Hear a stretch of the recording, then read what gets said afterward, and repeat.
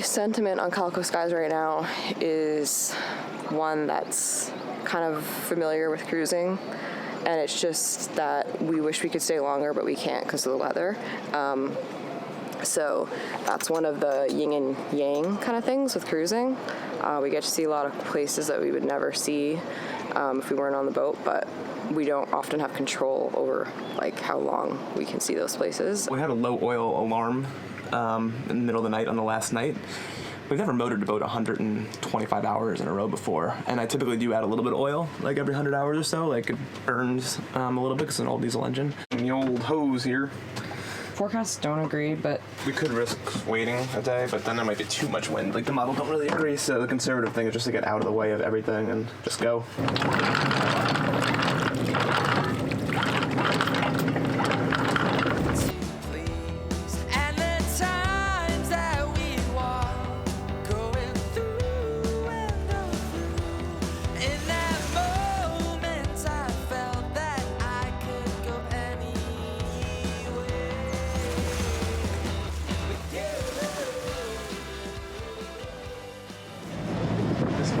Sucks. Really, really windy and choppy on this point. We just got past the Gulf, but this next point is actually worse than it seems like. Steep, short side of wave.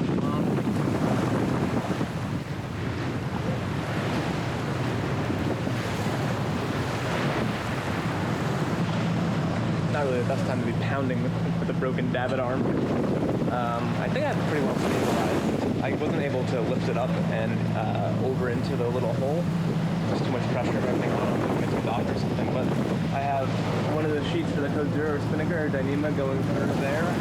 So I kind of just like lashed it in place as best I could and hope for the best. It's not really moving. I've been watching it. Something to keep an eye on. I'll figure out a little more temporary repair. Well, more permanent temporary repair when we get in somewhere, and I can take the dinghy off the davits. The seas are just too choppy here to deal with it. I would never be able to get on the foredeck safely.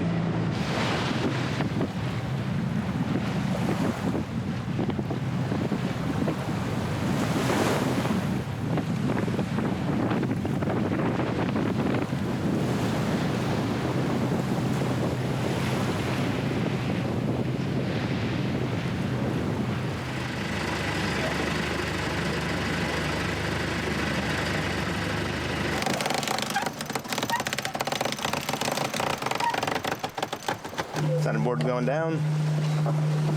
So we're pretty upwind, so this is our centerboard. Control. Will help us fight a little better. We won't make as much leeway. Are there a reef or not?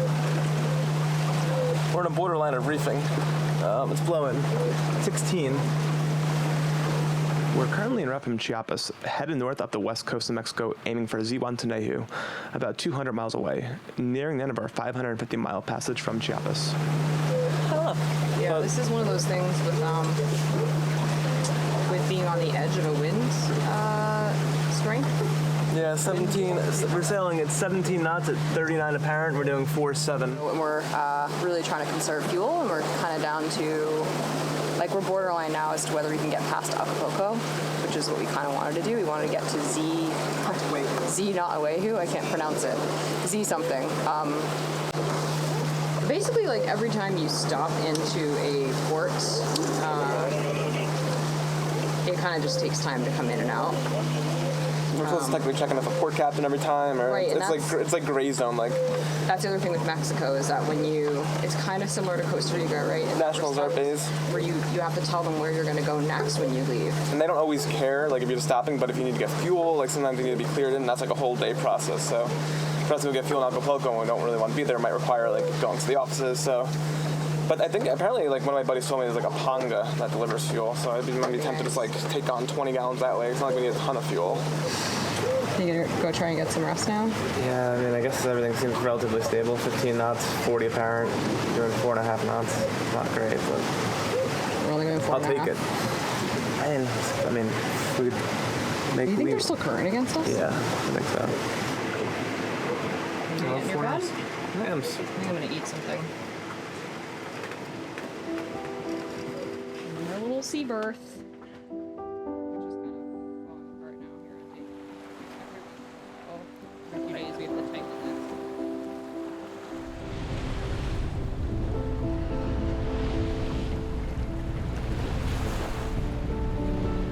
So we're down to our last, what do we got?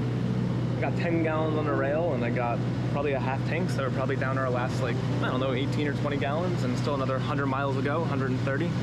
So we actually managed to arrange a fuel transfer via Panga.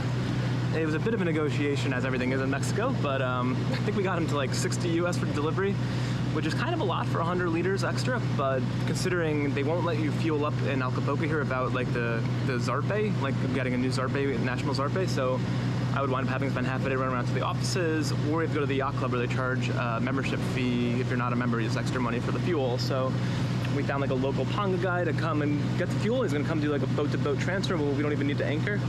And yeah, it's kind of a cool story regardless. So we're gonna duck in Acapulco here for an hour or something, get the fuel on board, and then head back out to sea and continue on our way to Z-Town.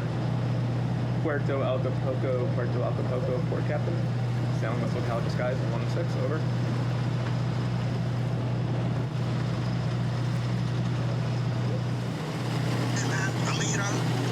I'm middle of the bay.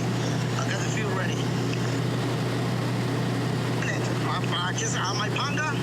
My Panga is a green colors. It's green colors, the Panga. So if you, I will see you if you stay there now.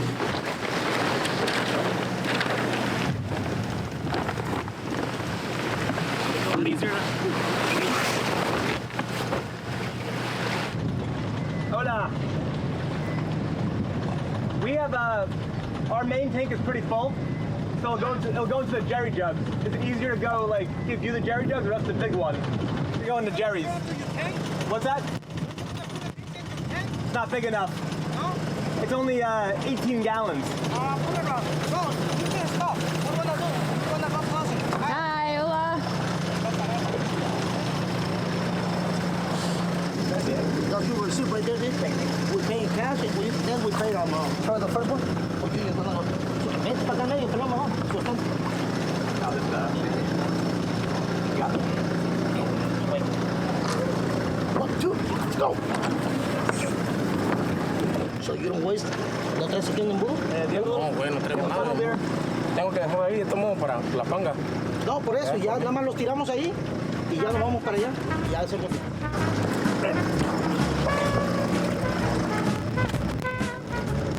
Thank you so much. You guys need fuel. It's fucking right. Thanks, guys. Can't believe I've ever gotten fuel like that. That's the first. Can't picture that happening in the US or Canada, really. But that was pretty good service. I think we paid them $75 in total, which is good. As two guys, they had to run out. They went to the land fuel station, which is a little bit cheaper than the marine prices, and it saves us half a day of having to clear into the port captain to get paperwork or having to pay yacht club fees. So I think it's a fair deal. They make some money, and then we get our fuel and we continue on our merry way. It took all of probably an hour, and we're heading right back out to sea. Didn't have to anchor, didn't have to dock or anything like that. They just kind of came up. We drifted a little bit, and I filled all our dairy jugs. Away we go, back on the road again.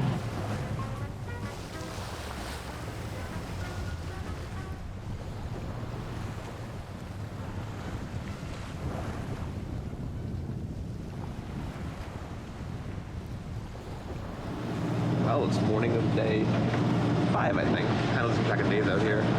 I think we've gone about 550 miles or so. We're about 14 miles away from Zihuatanejo, which we're going to stop finally. We're here, supposed to be like a pretty cool little Mexican town. Some people call it their favorites on this coast, so kind of excited to check that out. Funny enough, I think we have enough fuel. I don't think we need that refuel. We're on empty now, but that usually means we have 8 gallons left for some reason. So better safe than sorry for fuel, though. You just never know. If we were fighting an adverse current or something, we'd want to run out of fuel. There's not many harbors on this coast. It's sort of like 100 miles between like safe harbors, so yeah, it's really nice to be in. I'm sick of hearing this engine drone on. I think I've never ran the engine this long. It must have been, I mean, probably over 100 hours. That's a lot for non-stop engine running for us. But there really is no opportunity to sail here. It's just been on the nose with the current against you. So if you're trying to tack your way up, it would take forever. Estamos en Zihuatanejo. I think I finally figured out how to say it. Zihuatanejo, I think that's how you say it. But I don't know. I believe we made it. Yeah, that was like 100 hours motoring. That was pretty ridiculous. I don't think I've ever motored that much in my entire life. It's been so crazy to shut down the engine. It's been so quiet and nice. I know. I literally. It's been like my brain was like.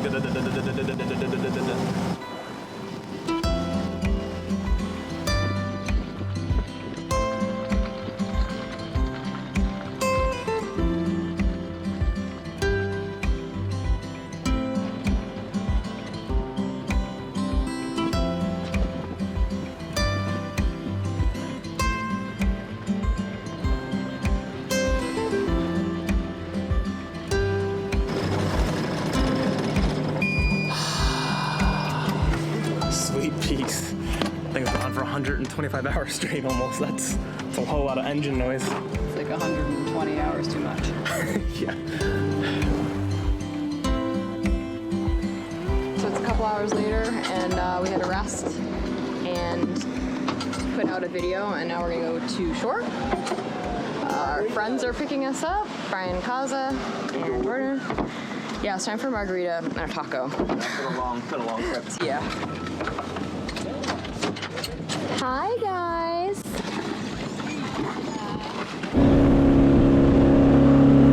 Oh, you're so cute. Pulling diamond around, right? Yeah. Here's a dog. So close, Brian. So Hi, close. guys. Hi. Ready for my margarita? Margarita.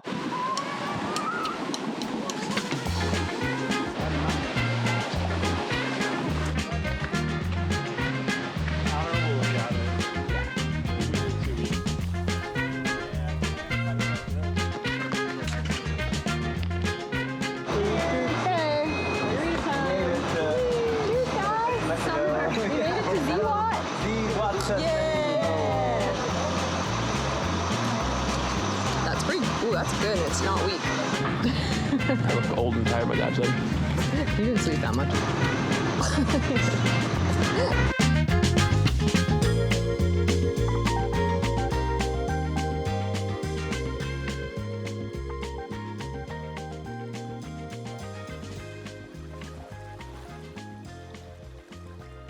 Our 550-mile passage from Chiapas ended here in Zihuatanejo, a resort city on Mexico's Pacific coast, located 150 miles northwest of Acapulco.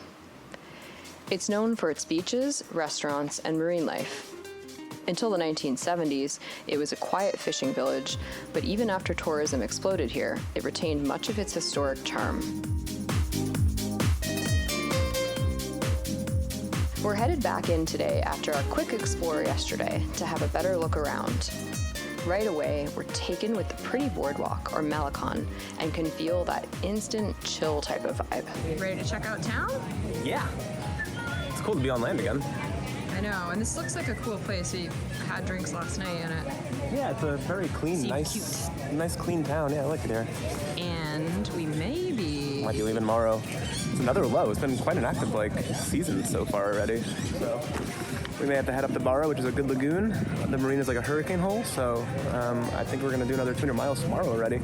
But then we can start chilling. That's kind of like a good destination to go to. So Yeah, so we'll just make the most of today. yep.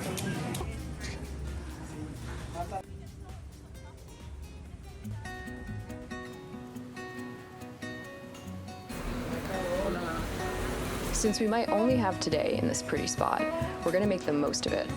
As we stroll through the well-manicured town, I'm surprised when we stumble on an incredibly authentic Mexican experience when we find ourselves in a local market, filled with every culinary item imaginable.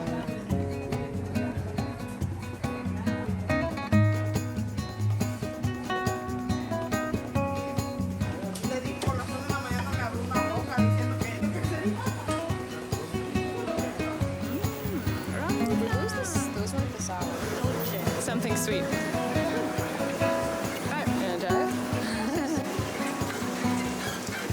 Wow. It looks like a tiny mango.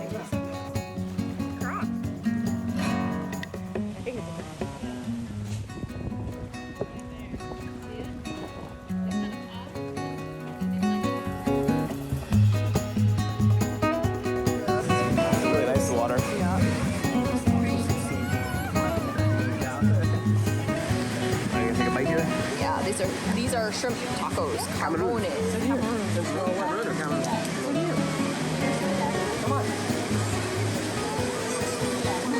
Good. Oh wow.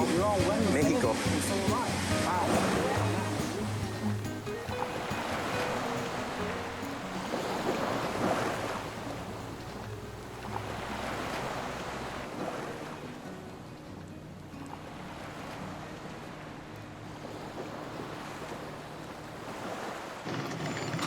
Some coffee? Making some coffee. You're gonna need it. I think we both slept really well, so that's good. And we had a lovely day yesterday in Z-Town. Wish we could stay longer. The sentiment on Calico Skies right now is one that's kind of familiar with cruising, and it's just that we wish we could stay longer, but we can't because of the weather. So that's one of the yin and yang kind of things with cruising. We get to see a lot of places that we would never see if we weren't on the boat, but we don't often have control over like how long we can see those places. And so yeah, there's another low forming, really early, really rare, and we have to get moving. So we're both still pretty tired, I think Bill in particular, but we have to push and go again. We really should be basically gone now in terms of the best time to sail, but we just got up. It's 8:30. We're gonna have some coffee and then yeah, push off. And Dallas is gonna do the same. They're on the same schedule, so don't mind my voice. I think because we were offshore for 5 days and kind of yelling at each other over the engine, I think I lost my voice a little bit. Like, that's how loud it is when we're motoring. Anyway, hopefully we'll be able to sail. That's like one good thing about the passage that we're gonna do now. It just might be a little bit strong, but we'll see. None of the models agree. So yeah, we gotta say goodbye to Z-Town. Well, I was having fun this morning watching the fishing boats just casting their nets in here. It's peaceful. So I'm just checking the oil level. We had a low oil alarm in the middle of the night on the last night. We've never motored a boat 125 hours in a row before, and I typically do add a little bit of oil, like every 100 hours or so. Like, it burns a little bit because it's an old diesel engine. But we had a low oil alarm, so I added more back. But the problem was the boat was heeled over, so it was really hard to get an accurate level at sea of what the oil level is, and I overfilled it a little bit. So right now I'm in the process of draining it out and trying to make sure it's a proper level before we motor another 48 hours. We're going another 200 and something miles north to get out of the way another low pressure or tropical storm. So that's what I'm working on this morning before we go. And the old hose here, the oil drain a little bit of oil. Forecasts don't agree, but We could risk waiting a day, but then there might be too much wind. Like, the model don't really agree, so the conservative thing is just to get out of the way of everything and just go. yeah, Motor it. we were talking about this a lot because, like, in a past life, we might have risked it and waited For the wind. for the low to kind of get closer and try to take the early part of the low to have some wind. But we've just learned over time that because the forecasts are like pretty inaccurate when it comes to like the detail, like they tend to be pretty good in terms of like, okay, in this time frame we're gonna get this type of weather, but like if you want to say on this hour you're gonna get 20 knots versus like 25 knots, that's when the forecast is just not reliable. And so it's saying 20 knots, but it could easily be more. And also, like, more. They're not, we don't even have like models correlating that well right now. So yeah, when they're not, and it's tomorrow, like they don't know what's happening tomorrow. So it's kind of like we just have to get out of the way and take the lighter window. That's actually another really good point, is when it's the day before and 4 models don't agree. We've also learned that's another red flag. That's another red flag in terms of like, okay, like every hour that we wait, it just might not be exactly what we think. In fact, we could get out there in the next hour and it could, we might not be motoring. So we're getting prepared though. Yeah. Let's check the soil one more time. Hopefully I got enough oil out. I mean, I way overfilled it like a quart or two. But we were really tipped over and heeling and rolling, so.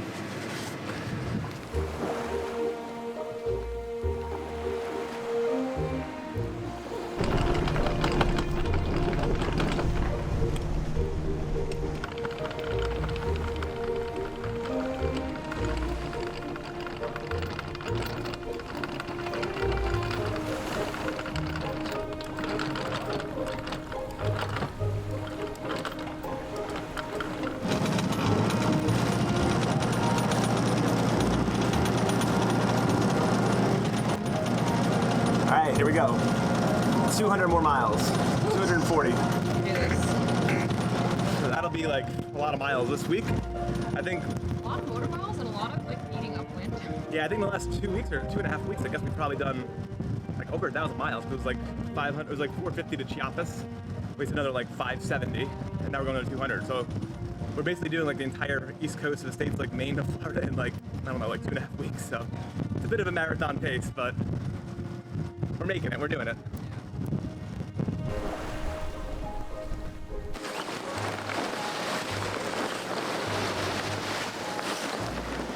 Today we're setting out on what will be a 200-mile, 2-day passage to Barra Navidad. Oh, okay. Thank you. Even though this may be a motor sail at best, or an upwind beat at worst, spirits are high because we've put so many miles behind us recently, and that puts us in a much safer spot weather-wise. Now mid-June, the storms that followed us up the coast of Costa Rica have followed us up the coast of Mexico. But once we get just a bit further north, we should be able to breathe for a while. Until we're chased by weather again, that is.